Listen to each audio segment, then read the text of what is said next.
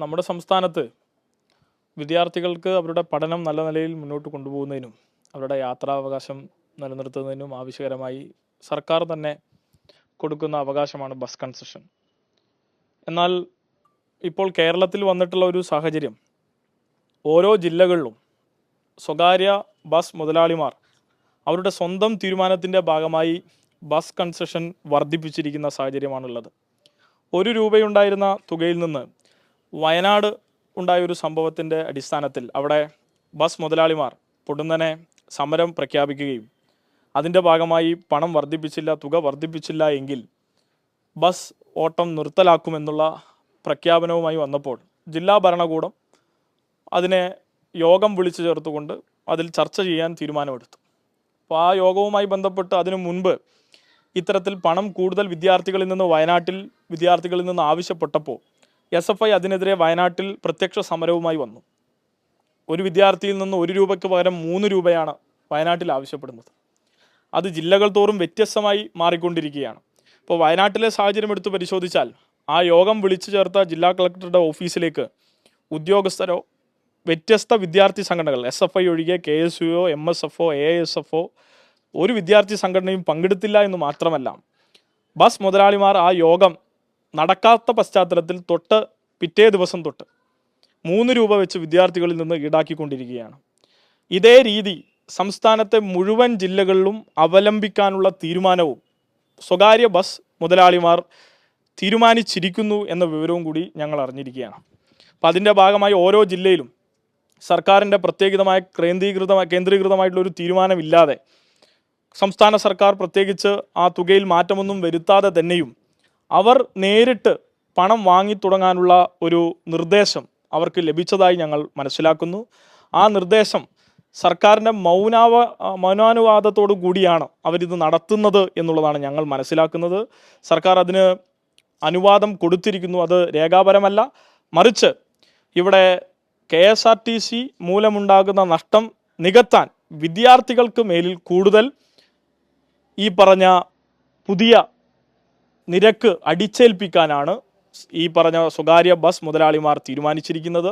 അതൊരു കാരണവശാലും ഞങ്ങൾക്ക് അംഗീകരിക്കാൻ കഴിയില്ല. ഇപ്പോൾ സംസ്ഥാന സർക്കാർ നടപ്പിലാക്കിയിരിക്കുന്ന സ്ത്രീകളുടെ സൗജന്യ യാത്ര അതൊക്കെ നല്ലത് തന്നെ. എന്നാൽ അത് വിദ്യാർത്ഥികൾക്ക് കൂടി നൽകാൻ തയ്യാറാവണം. KSRTCയിൽ വിദ്യാർത്ഥികൾക്ക് കൂടി നൽകട്ടെ.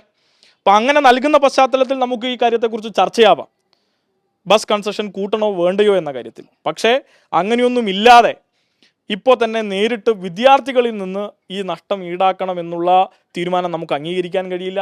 1 രൂപയും 5 രൂപയും കൊണ്ട് സ്കൂളുകളിൽ പോകുന്ന വിദ്യാർത്ഥികളാണ് ഇപ്പോഴും കേരളത്തിലുള്ളത്. ആ വിദ്യാർത്ഥികളോടാണ് പൊടുന്നനെ 3 രൂപ വെച്ച് തരണമെന്നും അല്ല എങ്കിൽ ബസ്സിൽ യാത്ര ചെയ്യാൻ അനുവദിക്കില്ല എന്ന തീരുമാനം ഉണ്ടാകുന്നത്. വയനാട്ടിലാണ് 3.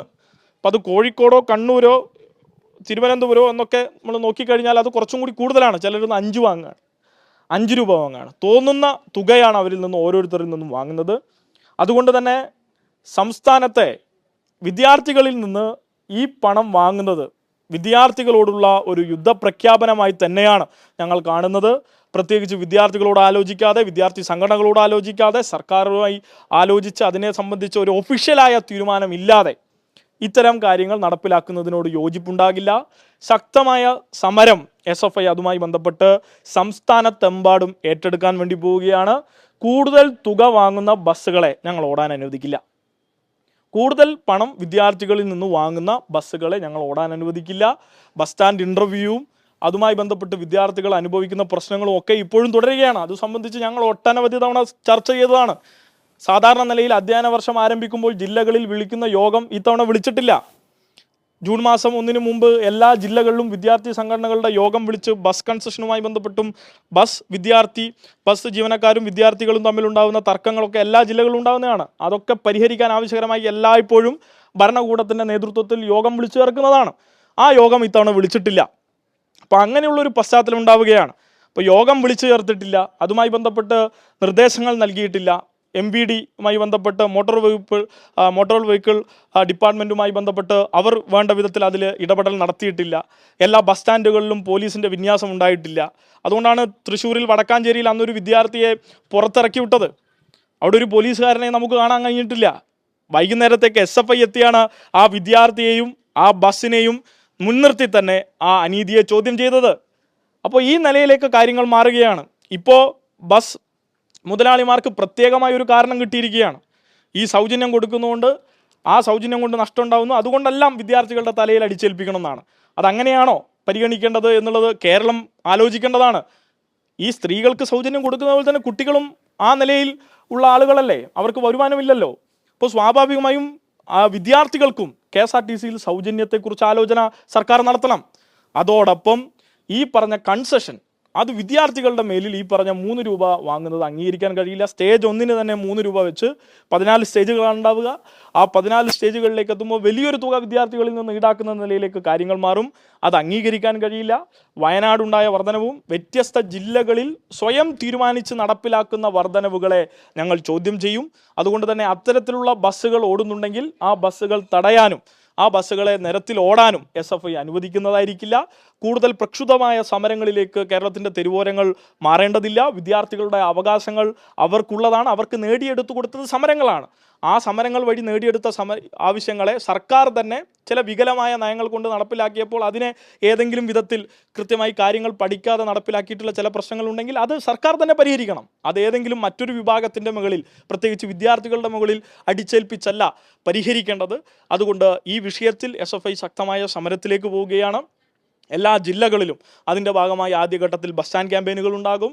ഏരിയ കമ്മിറ്റികളുടെയും യൂണിറ്റ് കമ്മിറ്റികളുടെയും നേതൃത്വത്തിൽ ബസ് സ്റ്റാൻഡുകളിൽ ഉൾപ്പെടെ സഖാക്കളെ, പ്രവർത്തകരെ വിന്യസിച്ചുകൊണ്ട് കൃത്യമായി ബസ് കൺസെഷൻ എന്താണോ ഇപ്പോഴുള്ളത് അതിന് ഉതകുന്ന വിധത്തിൽ തന്നെ തുടരാൻ SFI കൃത്യമായി ഇടപെടും.